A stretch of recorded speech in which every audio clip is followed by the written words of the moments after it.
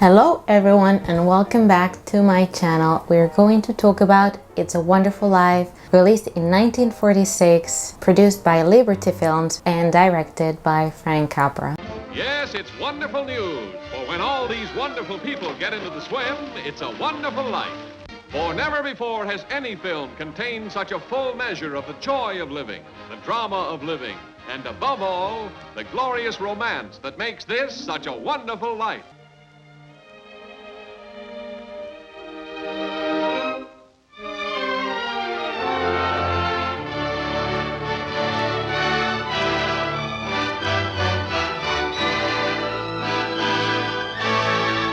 You've just seen some scenes of the trailer of It's a Wonderful Life. Probably also, as many of you would know, upon its release, this movie was received with a half-hearted response from both critics and public. It turned out not to be the success that Frank Capra certainly and the cast had hoped for. And I was mentioning the trailer because I really love including bits of it, because aside from them being really interesting and really funny in some instances, in some cases like in It's a Wonderful Life, you'll see that it's really marketed as a extremely happy, joyful account of life, and there are certainly bits of that, but this movie, as we all know, goes so much deeper than that. It's not a simple happy-go-lucky story, so I think that people who saw the trailer and then watched It's a Wonderful Life must have been really shocked, I think, initially, because it's nothing, I'd say, like what the trailer pictures, which can happen really with trailers that lead you in different directions. But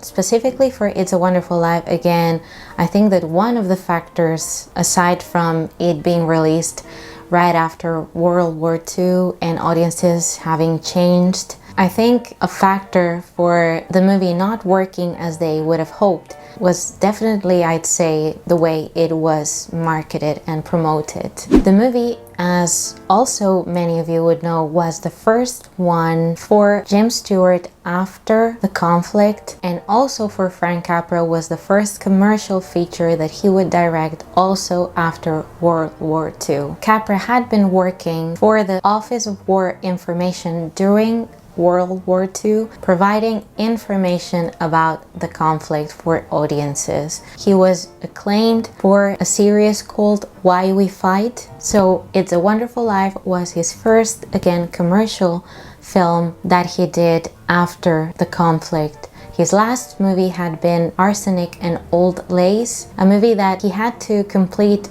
almost in a rush before enlisting. And what was clear then, as I was saying, was that audiences had definitely changed, but definitely Frank Capra and Jim Stewart had also drastically changed as well. The role that he plays in this movie turned out to be, I think, very close to what he was experiencing back then, and that shows, I think, in the movie, and I think that's why he created one of the most amazing characters ever on film, and why we still connect so much, because it feels so true, it feels so authentic. Much like Frank Capra, again, he was very anxious, quite understandably, about his next move, and he accepted the role after Frank Capra talked to him about the story. But it was actually later on Lionel Barrymore, who plays Mr. Potter in this movie, who reassured him on playing this role. I read that especially the love scene with Donna Reed was one that he was very, very cautious about, because he wasn't sure if he was going to be able to do it properly, and it turned out to be one of the best scenes in the movie. There's so much passion in that scene, and as I read as well in a book called the It's a Wonderful Life book by Janine Basinger, it turned out to be so emotional that he and Donna Reed ended up doing the scene and skipping a couple of pages of the script, but Frank Capra was so amazed that he just completely overlooked the fact that they had just forgotten about 2 pages of the script. Donna Reed, I'd say, was also very good, and initially, as probably some of you would know, it was Jean Arthur Again, Frank Capra's favorite actress, one of my favorite actresses, who was considered for the part of Mary Hatch, but it turned out that she was committed to Garson Kanin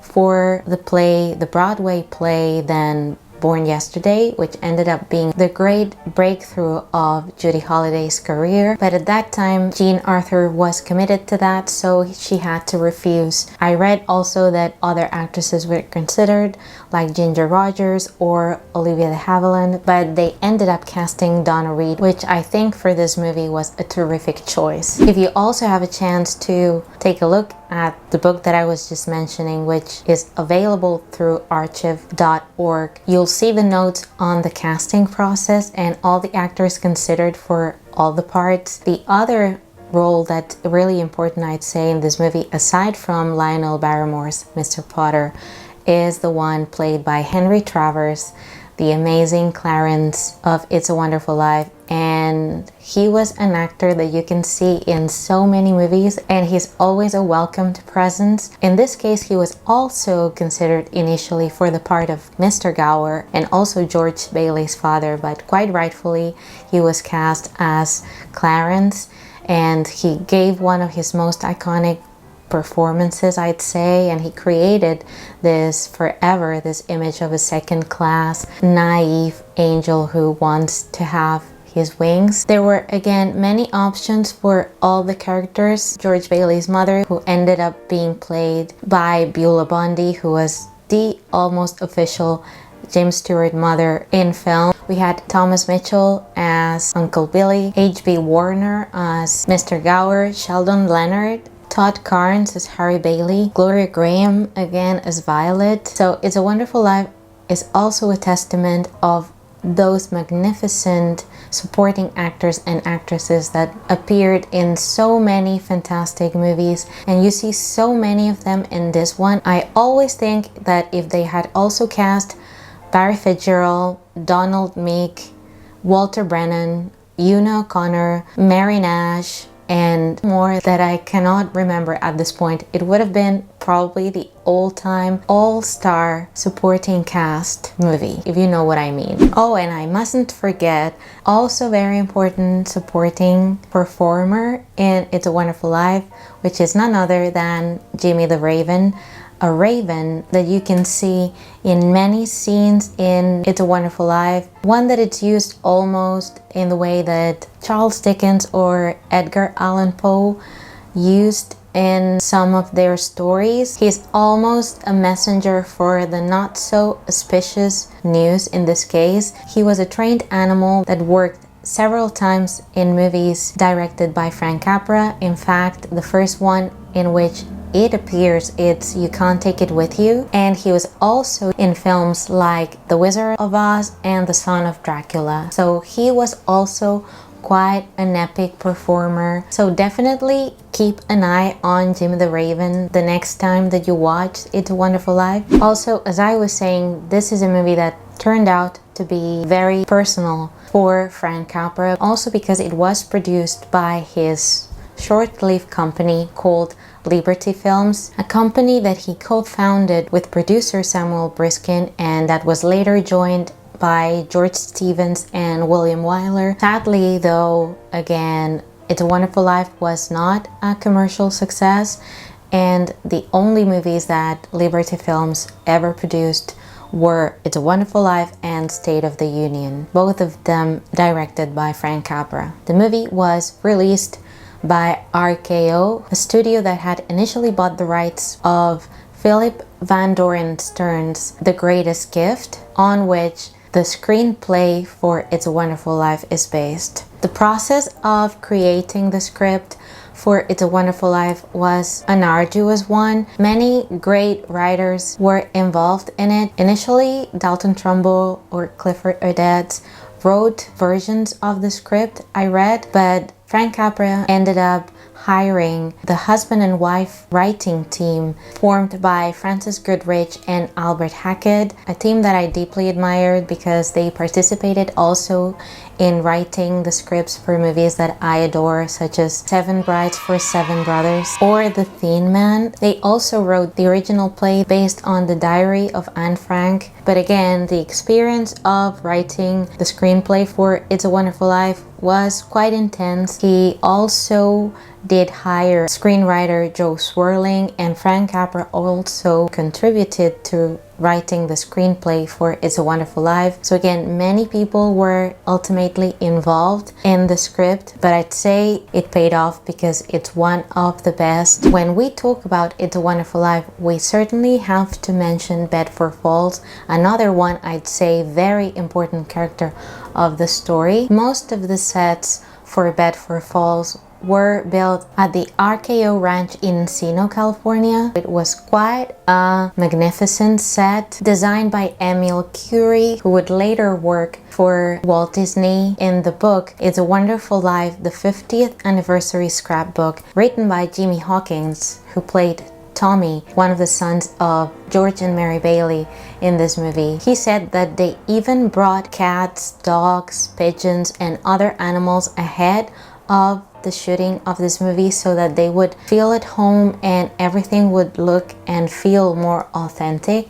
This is definitely a movie that, aside from the script, the lovely story, the casting, the performance, it's, I think, also a testament of how movies were made back then. The meticulous work, the craftsmanship of everyone involved, and that's definitely something that I love learning about, all these professionals that made them possible. There's definitely a lot to learn on that side from It's a Wonderful Life. They even went on to create a new type of snow that could be used for film, so that's definitely something to also pay attention to the next time you watch It's a Wonderful Life, and it's one of the reasons why I love this movie so much. Another of the reasons is, again, because I think that this movie really hits you from all angles. The older you get, the more it hits you, I'd say. So it's yet again another one of those movies that as you grow older, you are able to appreciate more and more. That's certainly something that has happened to me, because this movie is the perfect example of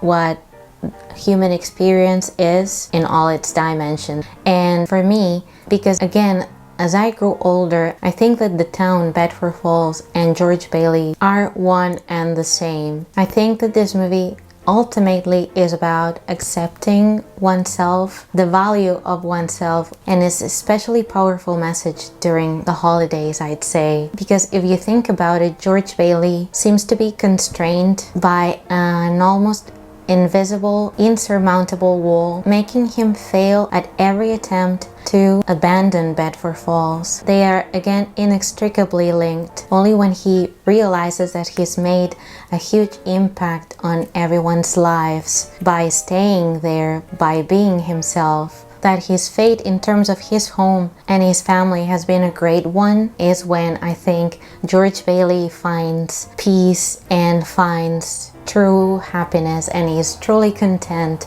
with what he is and what he has and what his life has been. So this is something that I think speaks volumes to everyone. It definitely has impacted me many times when you feel that you want to do certain things, but life seems to lead you in another direction. And this movie is certainly a comforting message when facing those feelings and those situations. It speaks a lot about the concept of home and the hometown, which is a character, again, that appears in many American films. So again, the concept goes beyond just the physical place of the hometown.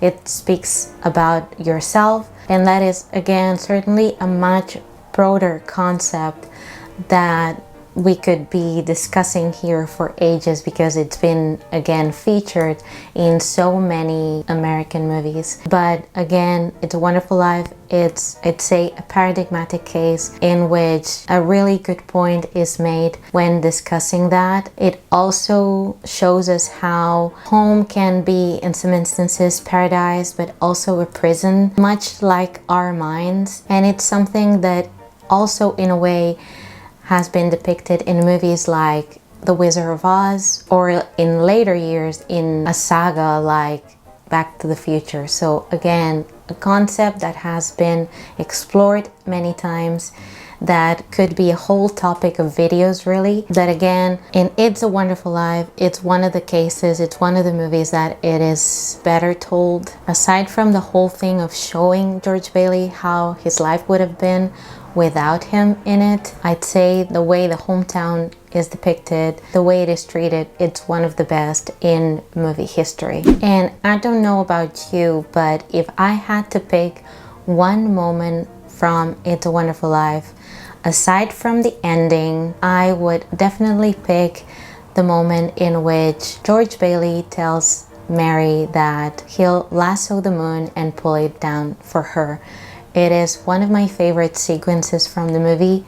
The way it is played, the way they act in this particular scene feels so true to me. I know that it must have been rehearsed and played several times, but it feels so authentic. It also always reminds me of the importance of this seemingly ordinary moments in life that later on you treasure, and you realize that even though they might be silly, but they made the whole difference in your life. The way this moment was written into It's a Wonderful Life, and everything that happens since they come back from the party up until the moment when George has to rush. I think everything, even to the neighbor who tells them, why don't you kiss her instead of talking her to death? Definitely one of my favorite sequences in the movie. Also, later on, the illustration, George lassos the moon, is one of my favorite pieces of memorabilia, I'd say, in the movie. It is again one of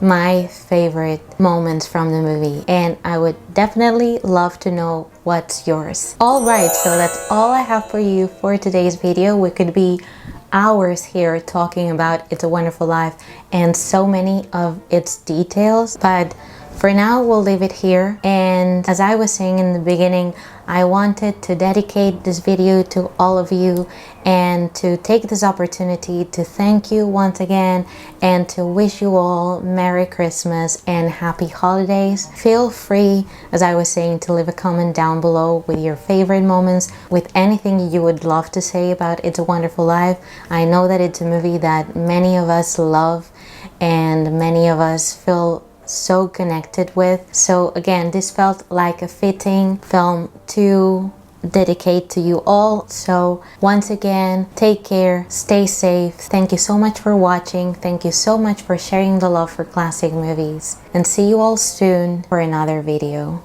Bye.